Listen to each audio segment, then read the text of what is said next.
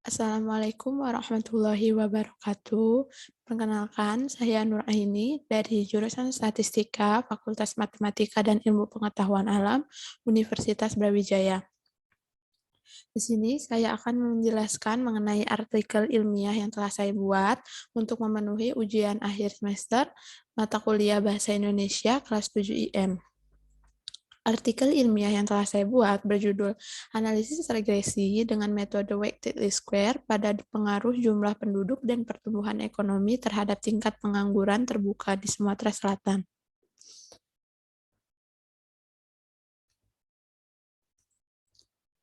Beberapa hal yang akan kita bahas yaitu pertama, pendahuluan, kedua, tinjauan pustaka atau kajian pustaka atau landasan teori, yang ketiga yaitu metode penelitian, yang keempat hasil dan pembahasan, yang kelima kesimpulan dan saran. Pada pendahuluan kita akan membahas latar belakang, penelitian, rumusan, masalah, tujuan, dan manfaat penelitian. Kemudian di tinjauan pustaka kita akan membahas penelitian terdahulu dan teori-teori yang digunakan pada penelitian ini. Kemudian metode penelitian berisi data dan metode analisis yang digunakan dalam penelitian ini. Kemudian hasil dan pembahasan yaitu hasil analisis yang telah dilakukan dan pembahasannya, dan kesimpulan dan saran yaitu kesimpulan penelitian dan saran yang akan diberikan. Yang pertama yaitu pendahuluan. Latar belakang, analisis regresi merupakan metode statistika yang digunakan untuk mengukur hubungan antara variabel dan variabel independen dan variabel dependen. Nah, ordinary least square adalah metode yang digunakan untuk mengestimasi parameter dengan meminimalkan jumlah kuadrat residual menurut Stephen W. Rodenbus dan Anthony Esprit pada tahun 2002.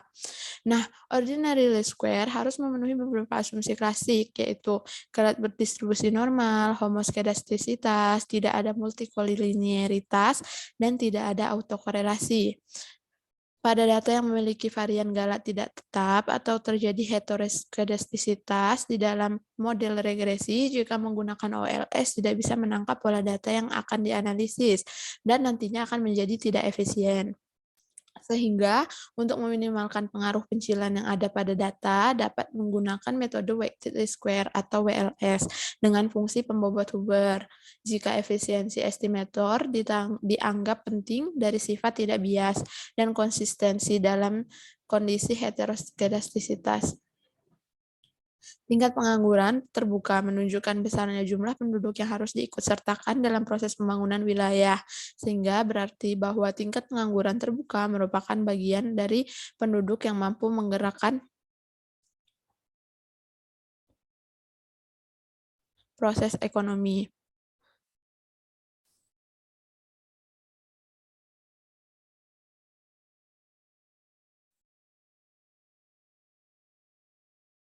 Sehingga adanya pengaruh jumlah penduduk, pertumbuhan ekonomi, terhadap tingkat pengangguran terbuka di Sumatera Selatan, perlu dilakukan analisis penerapan weighted least square dalam menangani kasus data yang mengandung heteroskedastisitas atau pencilan pada pemodelan regresi.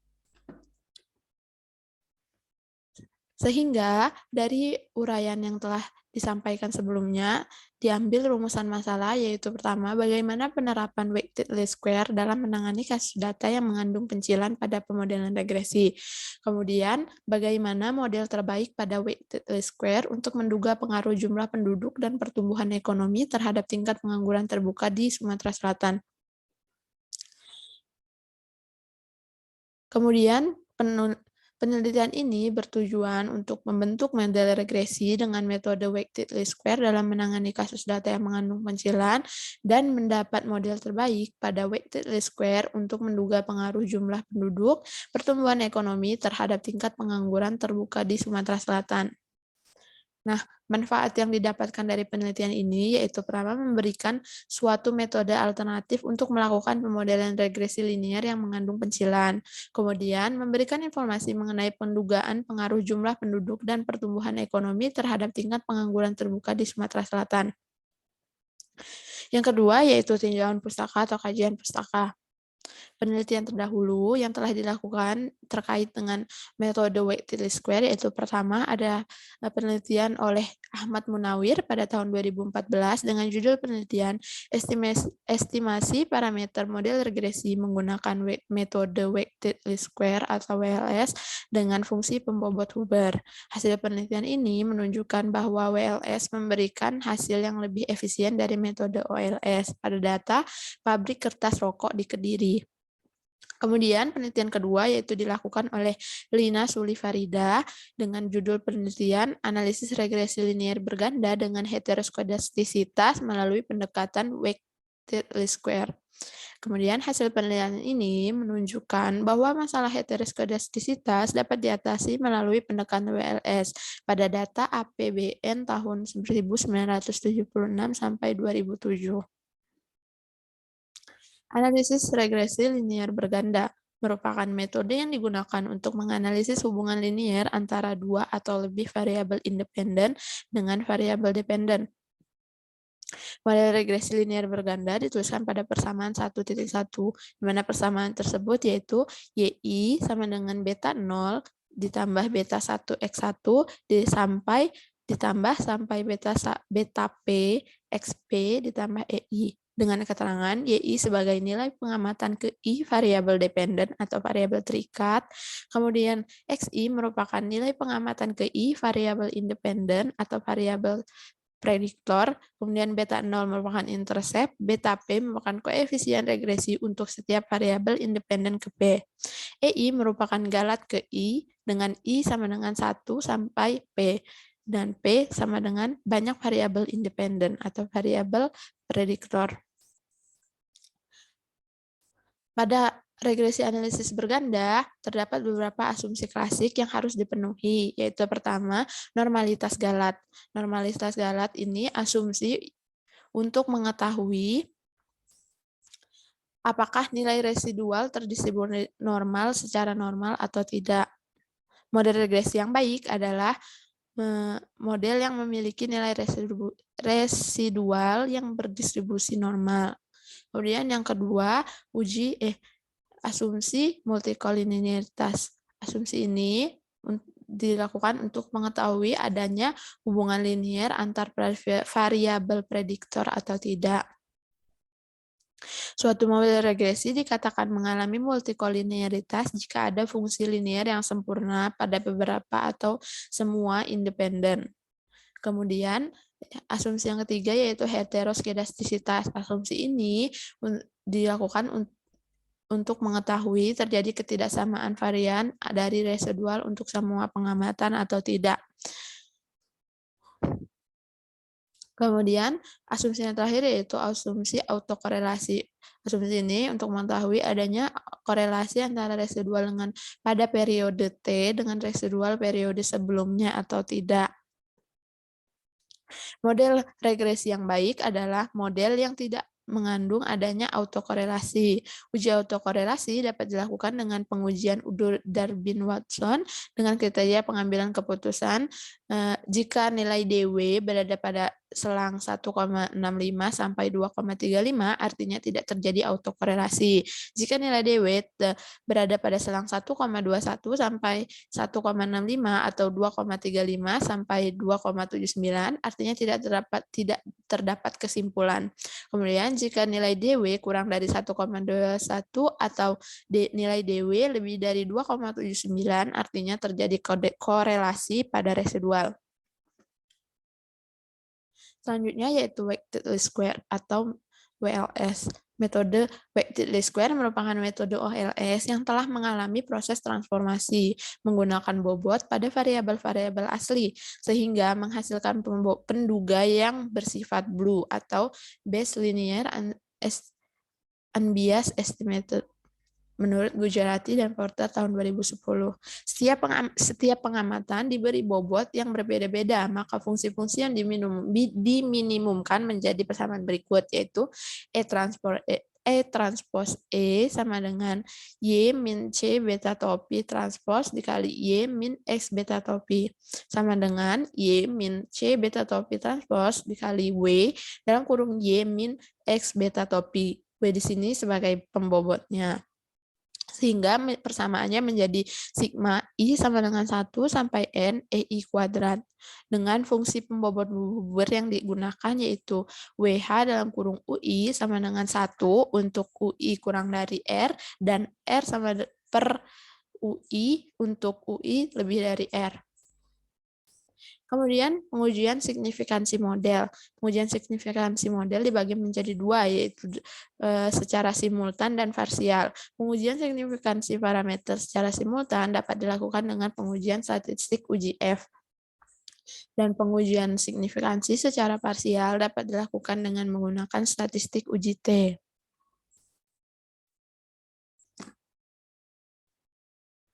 Kemudian R kuadrat adjusted atau koefisien determinasi terkoreksi pada model regresi. Model regresi dikatakan layak dan terbaik dapat dilihat melalui R kuadrat adjusted-nya.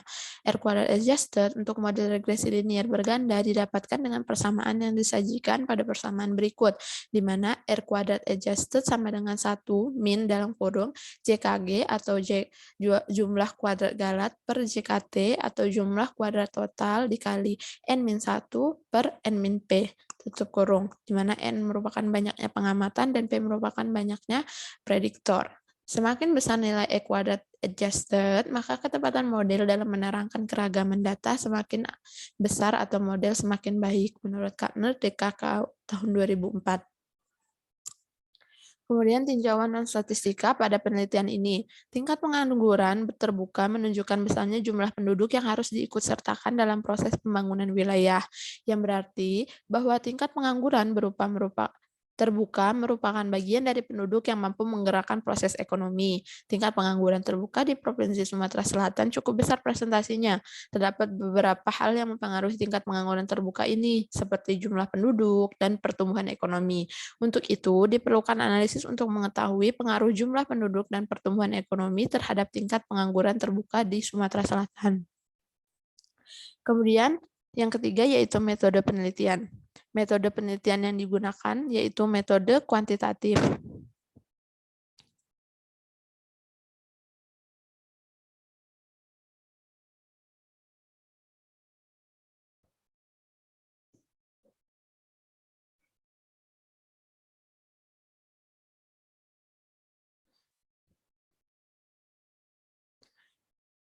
Metode kuantitatif merupakan metode untuk menguji teori-teori tertentu dengan cara meneliti hubungan antar variabel. Kemudian data yang digunakan merupakan data sekunder yang bersumber dari Badan Pusat Statistik Sumatera Selatan. Data yang digunakan adalah data tingkat pengangguran terbuka, jumlah penduduk, dan pertumbuhan ekonomi di Sumatera Selatan. Kemudian variabel yang digunakan pada penelitian ini terdiri atas variabel independen dan dependen. Variabel dependen atau variabel respon dari penelitian ini yaitu tingkat pengangguran terbuka. Kemudian variabel prediktor atau variabel independen pada penelitian ini yaitu terdiri dari jumlah penduduk sebagai X1 dan pertumbuhan ekonomi sebagai X2. Kemudian langkah analisis data pada penelitian ini yaitu pertama, analisis deskriptif terhadap data tingkat pengangguran terbuka jumlah penduduk dan pertumbuhan ekonomi di Sumatera Selatan. Yang kedua yaitu membuat plot data linier. Yang ketiga yaitu pendugaan parameter regresi dengan metode ordinary least square berdasarkan persamaan 1.3. Kemudian yang keempat, pengujian asumsi klasik regresi linier berganda yang harus dipenuhi. Kemudian yang kelima, melakukan transformasi menggunakan bobot Huber pada variabel-variabel asli pengamatan. Kemudian yang terakhir, melakukan pendugaan parameter regresi menggunakan metode WLS. Yang keempat yaitu hasil dan pembahasan. Yang akan dijelaskan pertama yaitu statistika deskriptif. Berdasarkan hasil yang didapat ini, dapat diketahui bahwa Sumatera Selatan memiliki jumlah tingkat pengangguran terbuka paling tinggi yaitu 9,86%. Hal ini diduga dipengaruhi oleh jumlah penduduk yang tinggi di kota pada Sumatera Selatan, pertumbuhan ekonomi yang mengalami penurunan, jumlah penduduk menurut kota di Sumatera Selatan paling banyak yaitu 1.696.244 jiwa dengan rata-rata jumlah penduduk yaitu sebanyak 502.101 jiwa. Nah, pertumbuhan ekonomi menurut kota di Sumatera Selatan mengalami pertumbuhan paling tinggi sebesar 7,02% dan paling rendah yaitu min 0,25%. Kemudian, selanjutnya yaitu ordinary square. Kita akan melakukan analisis menggunakan ordinary square dan didapatkan hasil seperti berikut.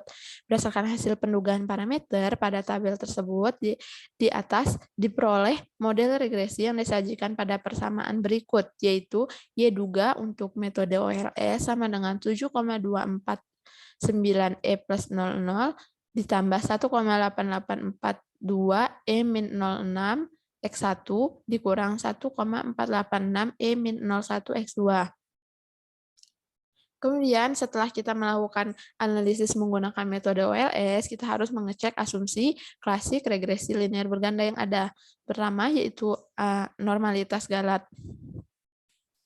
Berdasarkan gambar tersebut, dapat dilihat bahwa nilai Galat regresi dengan menggunakan metode OLS mengikuti dan mendekati garis diagonal, sehingga hal ini membuktikan bahwa Galat model berdistribusi normal. Kemudian, yang kedua yaitu asumsi homoskedastisitas. Asumsi heteroskedastisitas. Didapatkan nilai P atau p-value sebesar 0,2407 lebih besar dari alfa atau taraf signifikansi yaitu 0,05. Maka keputusan H0 diterima. Dapat disimpulkan bahwa tidak terjadi heteroskedastisitas atau memenuhi asumsi homoskedastisitas. Kemudian asumsi yang ketiga yaitu multikolinearitas. Didapatkan hasil nilai FIF dengan besar yaitu X1 1,709643 dan X2 1,004751. Berdasarkan nilai tersebut, diketahui bahwa nilai FIF ini kurang dari sama dengan 5. Sehingga dapat disimpulkan bahwa tidak terjadi adanya masalah multikolinearitas antar variabel independen atau prediktor. Kemudian asumsi yang keempat yaitu autokorelasi. Berdasarkan nilai Darwin-Watson yang didapat, yaitu sebesar 1,7258 dengan batas bawah yaitu 1,27074 dan batas atas yaitu 1,65189. Nah, berdasarkan nilai tersebut, nilai Darwin-Watson yaitu berada di atas batas atas, sehingga dapat disimpulkan bahwa tidak terdapat autokorelasi antar Galat. Nah, dari beberapa asumsi yang telah kita cek, dapat disimpulkan bahwa tidak terjadi pelanggaran asumsi pada model ini. Kemudian selanjutnya akan membuat plot linier untuk mengecek ada tidaknya pencilan pada data. Nah, didapatkan hasil plot dengan box plot, yaitu dapat dilihat bahwa terdapat pencilan pada data sehingga agar pencilan tetap masuk pada model, bisa menggunakan analisis regresi weighted least square dengan fungsi pembobot Huber. Setelah diketahui adanya pencilan pada data, selanjutnya kita akan memberikan bobot pada residual data, yaitu dengan pembobot Huber. Pemberian bobot Huber pada residual untuk menangkap pencilan yang ada pada data. Nilai residual yang diberi bobot itu kriterianya jika nilai absolut residual kurang dari 1,345 atau batas pembobot Huber, maka akan diberikan bobot 1.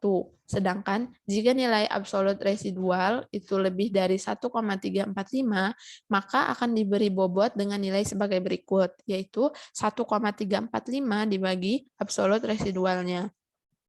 Nah, setelah diberikan bobot, didapatkan bobot Huber pada tabel di samping, kemudian akan dilakukan pendugaan parameter menggunakan metode WLS. Nah, didapatkan hasil di bawah itu, kemudian dari hasil tersebut dibentuk persamaan model, yaitu Y duga dari metode WLS sama dengan 6,81 ditambah 0,000002 X1 dikurang 0,1123 X2. Kemudian akan melakukan pengujian signifikansi model. Pengujian signifikansi secara simultan didapatkan nilai p-value 0,01, di mana nilai p-value tersebut kurang dari alfa, sehingga keputusan H0 ditolak. Maka dapat disimpulkan bahwa terdapat minimal satu di antara jumlah penduduk dan pertumbuhan ekonomi yang mempengaruhi tingkat pengangguran terbuka menurut kota di Sumatera Selatan secara simultan. Kemudian yang kedua yaitu pengujian signifikansi secara parsial dengan hasil yang didapat yaitu value untuk intercept 1,11, value untuk X1 yaitu 2,25, untuk X2 yaitu min 1,32. Nah, berdasarkan hasil tersebut dapat ditarik kesimpulan bahwa pertumbuhan ekonomi atau X2 signifikan terhadap tingkat pengangguran terbuka di Sumatera Selatan dilihat dari p-value-nya, yaitu kurang dari 0,05.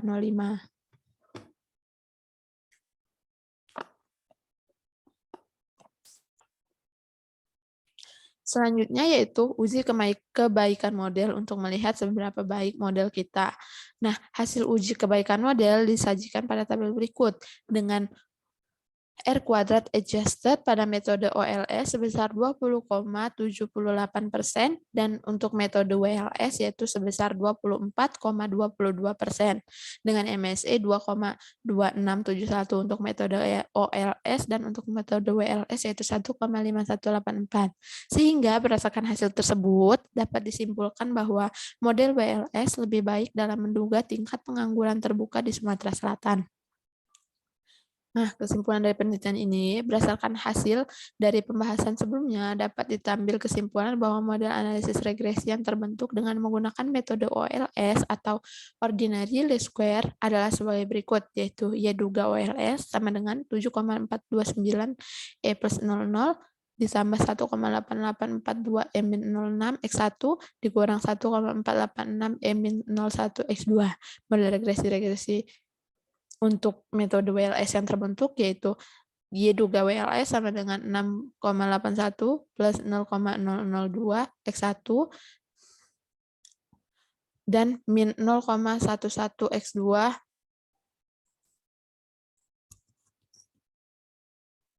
min 0,1123 X2. Nah, berdasarkan uji kebaikan model yang telah dilakukan, dapat diketahui bahwa metode weighted least square atau WLS lebih baik dalam menduga tingkat pengangguran terbuka di Sumatera Selatan.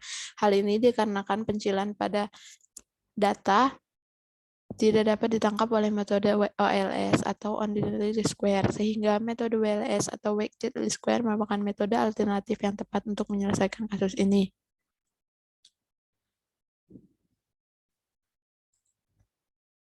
Kemudian, untuk penelitian selanjutnya, disarankan untuk menambah variabel independen atau variabel prediktornya, berupa faktor yang mempengaruhi tingkat pengangguran terbuka di Sumatera Selatan, seperti kebutuhan hidup minimum, partisipasi angkatan kerja, dan lain sebagainya. Selain itu, diharapkan pemerintah dapat memberi lapangan kerja yang lebih banyak sesuai dengan jumlah penduduk menurut kota di Sumatera Selatan. Sekian penjelasan saya mengenai artikel ilmiah yang telah saya buat. Saya mohon maaf jika ada kata-kata yang salah atau tidak berkenan. Saya ucapkan terima kasih. Wassalamualaikum warahmatullahi wabarakatuh.